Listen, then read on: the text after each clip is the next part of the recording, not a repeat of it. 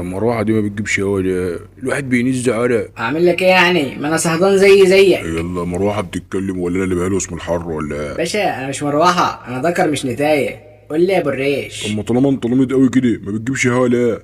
طب ما تجيب لنا انت تكييف يا شبح وترحم امي من الهم اللي انا فيه ده ده. انت مروحه بيك هاوي، ما تلف يا عم هات لنا شويه هوا.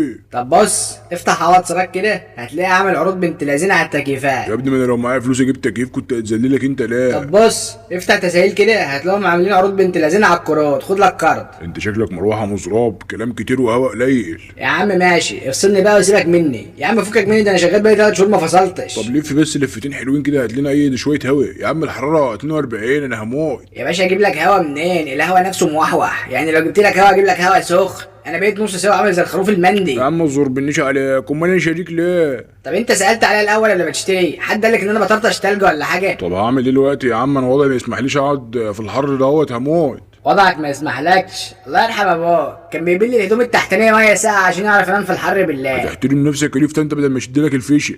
يا باشا انا مش طالب غير شويه تقدير بس، يعني لما مؤاخذه المدام سايباني من غير نظافه والدبان كان بيعمل بيبيع الريش. يا عم ماشي هنضفك ونحميك، بس هات لي شويه هوا بقى انجزني. ماشي بس بقول لك ايه، بعد كده ثبتوني في حته. شغل اللف والدوران ده انا ما بحبوش، محدش يتك على زرار بيخليني الف يمين وشمال، رقبتي اتلوحت. وبعدين انا مش جاي افقر لكم هنا، ثبتني في حته وشغلني. مزراب والله مروحه مزراب يا عم، هثبتك في حته بس انجز. ماشي يا باشا كلك نظر بقى، رطب على اخوك باي حاجه كده. ارطب عليك ازاي يا ابني؟ انا جايبك انت عشان انت اللي ترطب عليا. لما مؤاخذه اخوك شاب يعني، عايز مروحه انت تقف جنبي تهوى عليا، هي تهوى عليا وانا هوى يا عليا. واد المزاولي، يعني انا يوم ما اشتري مروحه حظي يقع مع مروحه ذكر ومراهق؟ لا يا باشا مش عاجبك هات لك عبد حبشي ومسكه رشتين نعام وخليه يهوى عليك زي فيلم صلاح الدين الايوبي. طب ما عماد ابن جدي عنده مروحه وشغاله وبتجيبها زي الفل، اشمعنى انت؟ ديك ياباني يا باشا، انما محسوبك صيني، يعني جاي من الصين ومتقفل في كفر البطيخ. طب معلش بص عديها بس النهارده ولف لفتين بس عشان خاطري. خلي بالك انت بتحرق كتير في الفاضي.